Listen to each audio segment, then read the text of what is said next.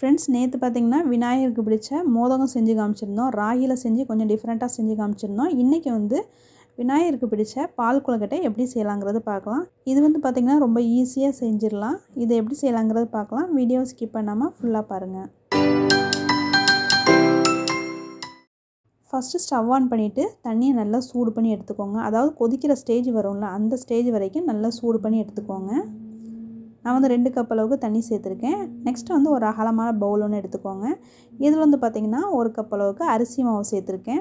இந்த அரிசி மாவு பார்த்திங்கன்னா பச்சரிசியை வந்து நல்லா ஊற வச்சுட்டு ஃபேன் காற்றுல வந்து நல்ல ஈரப்பதத்துலேயே கொஞ்சம் விரித்து காய வச்சுட்டு கொஞ்சம் ஈரப்பதமாக இருக்கணும். அந்த ஸ்டேஜில் போயிட்டு மிஷினில் கொடுத்து அரைச்சிட்டு வீட்டுக்கு கொண்டு வந்துட்டு அந்த ஈரப்பதமாக நம்ம அரைச்சி எடுத்து வந்துருப்போம்ல, அந்த மாவை வந்து நல்லா வறுத்துக்கிடணும். இந்த மாதிரி நல்லா வறுத்து ஆற வச்சுட்டு ஒரு பாக்ஸில் போட்டு ஸ்டோர் பண்ணி வச்சுக்கோங்க. நமக்கு தேவைப்படும் போது இடியாப்பம் இல்லைனா வந்து புட்டு, ரொட்டி இதெல்லாம் செஞ்சு சாப்பிட்றதுக்கு வந்து ரொம்ப ஈஸியாக இருக்கும். இதே மாவில் பார்த்திங்கன்னா பால் கொழுக்கட்டை செஞ்சிங்கன்னா அவ்வளோ டேஸ்டியாக இருக்கும். எப்போவுமே பால் கொழுக்கட்டை செய்யும்போது இந்த மாதிரி வறுத்து அரைச்ச மாவை வந்து செஞ்சு பாருங்கள், அவ்வளோ டேஸ்டியாக இருக்கும். இப்போ வந்து பார்த்திங்கன்னா வெந்நீர் வந்து நல்லா கொதிக்க வச்சுட்டு கொஞ்சம் கொஞ்சமாக இதில் ஆட் பண்ணிவிட்டு ஒரு ஸ்பூனை வச்சு நல்லா மிக்ஸ் பண்ணி கொடுங்க. இதில் கொஞ்சமாக வந்து ஒரு சிட்டிகை அளவுக்கு உப்பு ஆட் பண்ணிக்கோங்க. அப்போ தான் வந்து டேஸ்ட் நல்லாயிருக்கும். இது வந்து பார்த்திங்கன்னா அதாவது மாவு வந்து கட்டிப்படாமல் கொஞ்சம் கொஞ்சமாக தண்ணி ஆட் பண்ணி நல்லா கிண்டி கொடுத்துக்கோங்க.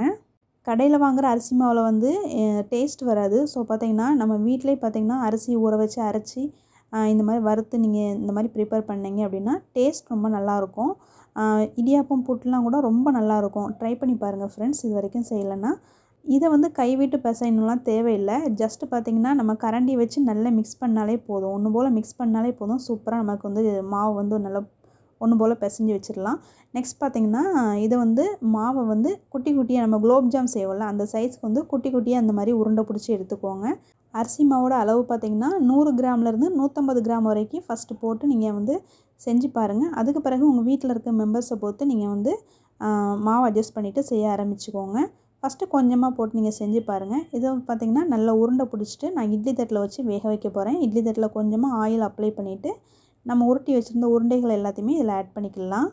இந்த பால் கொழுக்கட்டை பார்த்திங்கன்னா விநாயகர் சதுர்த்திக்கு ஸ்பெஷலாக எல்லார் வீட்லேயுமே செய்வாங்க. மோதகமும் செய்வாங்க, இதுவும் செய்வாங்க. ஸோ பார்த்திங்கன்னா இது வந்து குழந்தைங்களுக்கும் ரொம்ப பிடிக்கும். குழந்தைங்க வந்து ஸ்கூல் முடிச்சுட்டு வந்தாங்க அப்படின்னா இந்த கொழுக்கட்டை வந்து செஞ்சு கொடுத்தீங்கன்னா அவங்க ரொம்ப விரும்பி சாப்பிடுவாங்க. ரொம்ப டேஸ்டியாக இருக்கும். குழந்தைங்களுக்கு ரொம்ப இன்ட்ரெஸ்ட்டாக இருக்கும். இது வந்து பால்லாம் ஆட் பண்ணியிருப்போம்ல, ரொம்ப விரும்பி சாப்பிடுவாங்க. நான் வந்து இட்லி பாத்திரத்தில் தண்ணி கொதிக்க வச்சுருக்கேன்.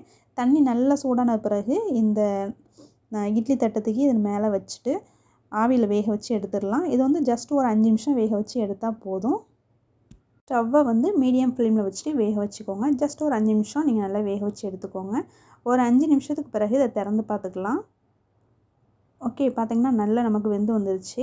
இது வந்து பார்த்திங்கன்னா நம்ம ரெண்டாவதும் பார்த்திங்கன்னா பாலில் போட்டு கொதிக்க வைக்கணும். ஸோ பார்த்திங்கன்னா ஜஸ்ட் 5 நிமிஷம் மட்டும் நீங்கள் வேக வச்சு எடுத்தால் போதும். ஃப்ரெண்ட்ஸ் பார்த்திங்கன்னா இந்த வருஷம் விநாயகர் சதுர்த்திக்கு இந்த கொழுக்கட்டையும் உங்கள் வீட்டில் நீங்கள் ட்ரை பண்ணி பாருங்கள். ரொம்ப ஈஸியாக செஞ்சிடலாம், ரொம்ப டைம் எடுக்காது. ஆனால் பார்த்திங்கன்னா நீங்கள் கடையில் உள்ள மாவை விட நீங்கள் வீட்டில் நீங்களே ப்ரிப்பேர் பண்ண மாவாக இருந்தால் ரொம்ப டேஸ்டியாக இருக்கும். சாப்பிட்றதுக்கு நல்லா வாசனையாக இருக்கும். பால் கொழுக்கட்டை வந்து அவ்வளோ வாசனையாக இருக்கும். சாப்பிட்றதுக்கு ரொம்ப நல்லாயிருக்கும். இது பார்த்திங்கன்னா ஒரு 1/2 லிட்டர் அளவுக்கு பால் காய்ச்சிட்ருக்கேன். இதில் வந்து பார்த்திங்கன்னா பால் நல்லா கொதித்து வரும்போது ஒரு 2 ஏலக்காய் வந்து தட்டி இதோடய சேர்த்துருக்கேன். ஓகே, நெக்ஸ்ட்டு பார்த்திங்கன்னா மாதிரி பார்த்திங்கன்னா நீங்கள் சுகர் ஆட் பண்ணிக்கிடலாம்.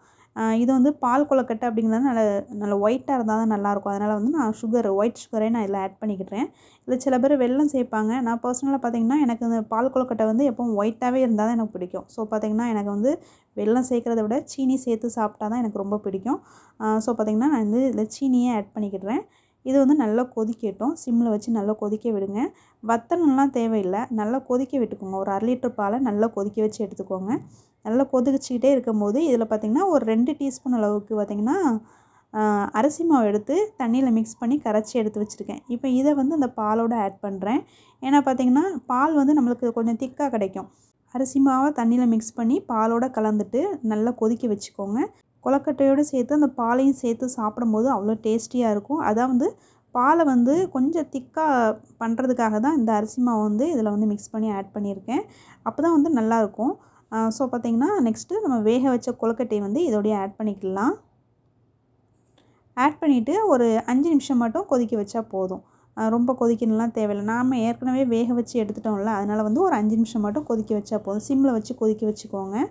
இதில் வந்து பார்த்திங்கன்னா ஒரு 2 டேபிள் ஸ்பூன் அளவுக்கு தேங்காய் துருவி ஆட் பண்ணியிருக்கேன். உங்களுக்கு தேங்காய் துருவி ஆட் பண்ண வேண்டாம் அப்படின்னா, அந்த டேஸ்ட் பிடிக்கல அப்படின்னா, நீங்கள் வந்து தேங்காய் பால் எடுத்து இதோடய ஆட் பண்ணிக்கிடலாம். கொஞ்சமாக வந்து ஒரு டம்ளர் அளவுக்கு தேங்காய் பால் கூட எடுத்து ஆட் பண்ணிக்கலாம். டேஸ்ட் ரொம்ப நல்லாயிருக்கும்.